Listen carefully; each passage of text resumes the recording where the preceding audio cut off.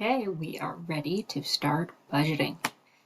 So, first reminder, YNAB is a zero-based budgeting system. So what that means is you can only budget the amount of money that you have currently in your checking account. So in our case, we have $3,500. So we can't budget $5,000 if we don't have $5,000. We can't budget the $2,500 we're getting paid tomorrow or next week. We have $3,500 to budget, and that is it. So the first question you need to ask yourself is, what does this money need to do before I'm paid again? Okay, so we have all of our money sitting up here in what is called ready to assign. So again, the idea is to get this down to zero, so then it will be a zero-based budget, right? We have $0 left, we have assigned them all, we have given them all jobs. And then if we need to make changes, that's completely okay, but we have to make that choice with intention.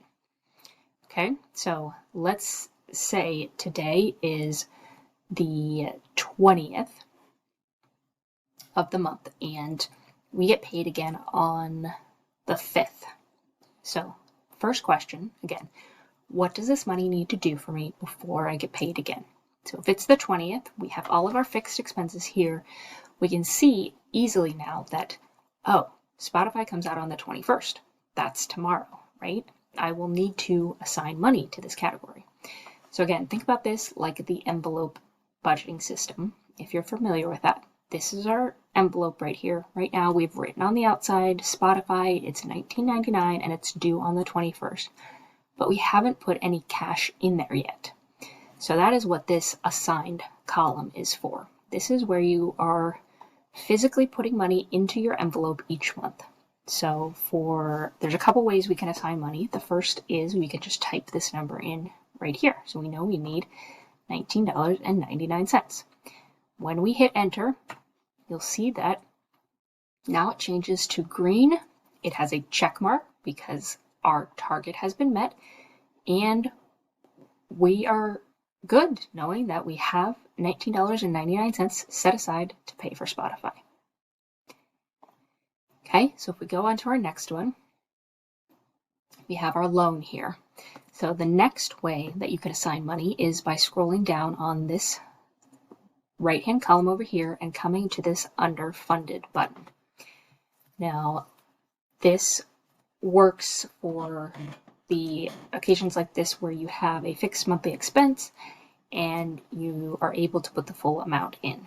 So obviously we can see we only need $14.46. We have $14.46 left. So with one click, it will move $14 from ready to assign into that category. Okay. Next, again, we said we get paid again on the 5th, so we know we need to cover these last 3 bills. When we check all 3 boxes here, this will add up the amount of all 3 of those targets. So our underfunded amount, the amount that we need to be able to put money into all of these categories, is $377.14. So again, we can see we have plenty of money left at the moment, so we can go ahead and say, yep, I'm going to fund those. Okay, so then again, moving down your list, what does this money need to do for me before I get paid again? Well, today is Tuesday. I need groceries this Saturday. I plan to go to the grocery store this Saturday. So now, since it's the 20th of March, we know we don't need the full $1,500, right? Because most of March is already passed. So we can look at our calendar, we see there's one more Saturday left, so we're just going to put in $300. Whoops, not $3,000, $300. Okay? This is where our pie chart starts to come into play. We can see that little tiny piece of the pie chart is starting to fill. So it's still yellow because we have not met the target for the month, but we do still have money there because we know we only need 300. We don't need the full 1,500 for this month, right? Okay, so we can keep going. Cleaning.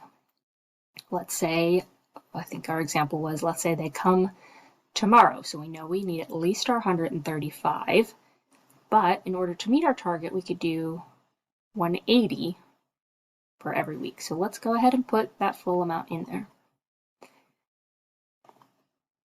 Now we can see again, gas could be the same thing. Do I need the full amount there? Probably not, but let's go ahead and put it in. You know, maybe we'll take a trip this weekend. We're not sure yet. We're trying to figure that out. Okay, dining out.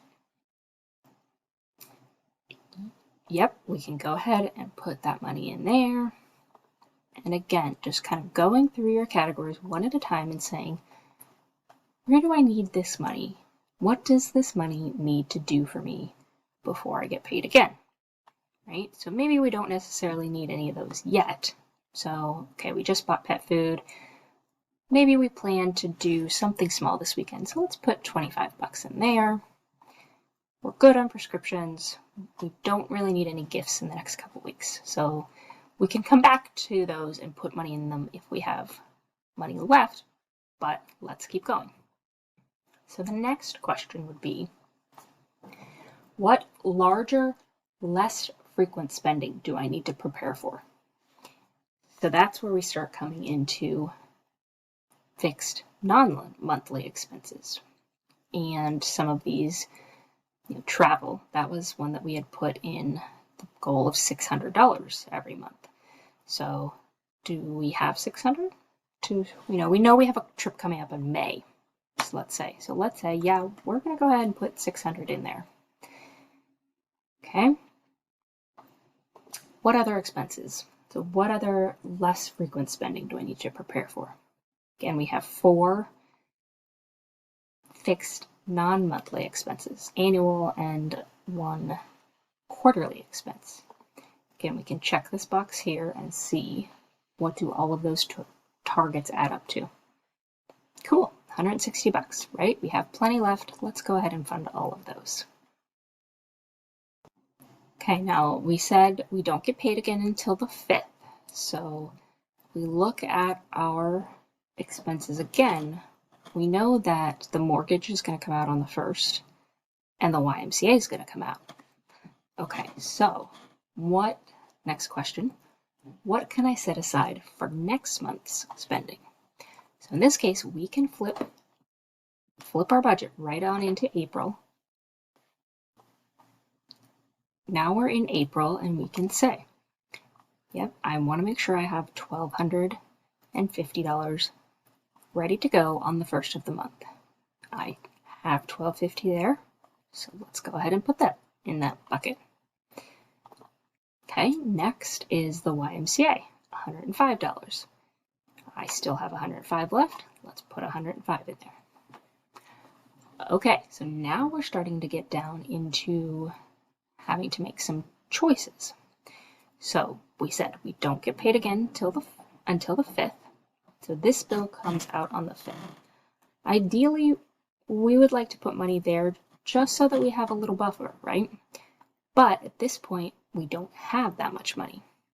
Now, if we try to go ahead and put that much in there, the system's going to yell at you, give you a big warning and say, hey, you don't have that much money, right? So, okay, what do we do?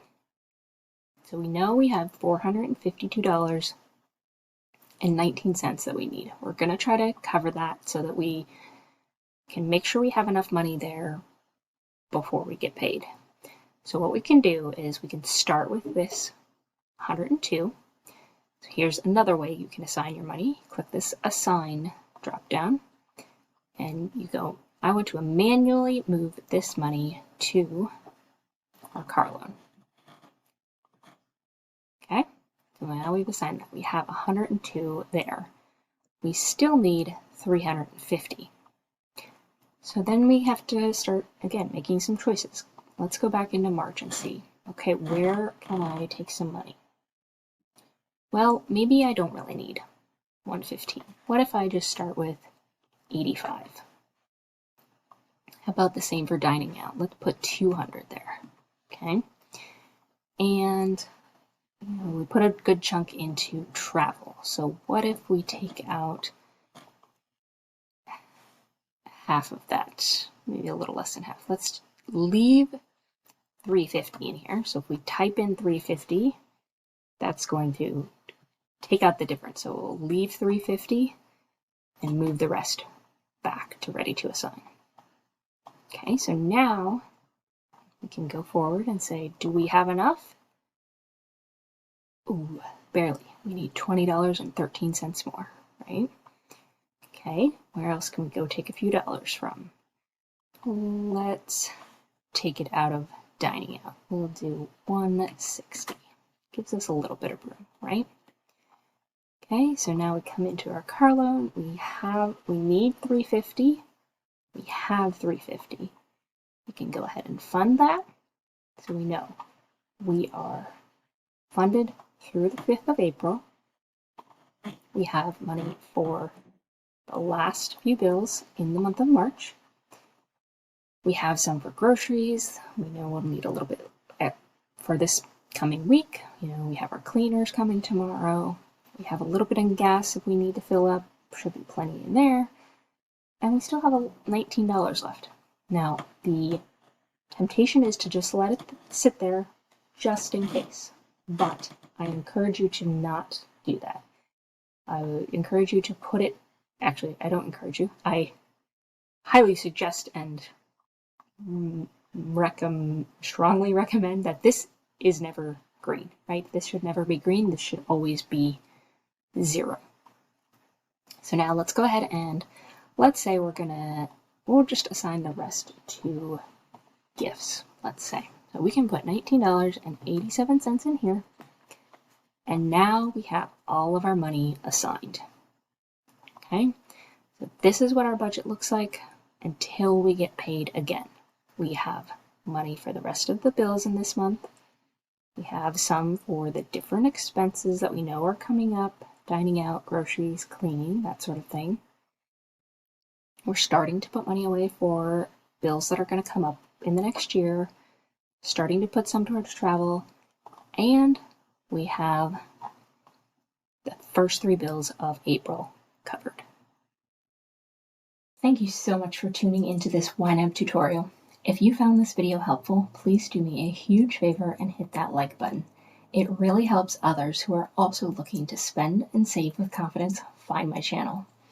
Now, if you are ready to move past the basics and you want the complete step-by-step guide to truly mastering YNAB, you'll definitely want to check out my full course, YNAB Made Easy. This is your blueprint for setting up your YNAB account, getting started budgeting your money on a regular basis, and unlocking the power of YNAB as this incredible tool that it is. Plus, you'll get a full library of my best tips and tricks so that you can maximize your subscription and finally feel in control of your money. You can check out all the details and enroll at theexuberantelephant.com/YNAB-course.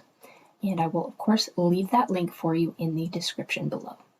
Thank you again for watching, and remember, your biggest, wildest dreams are within reach.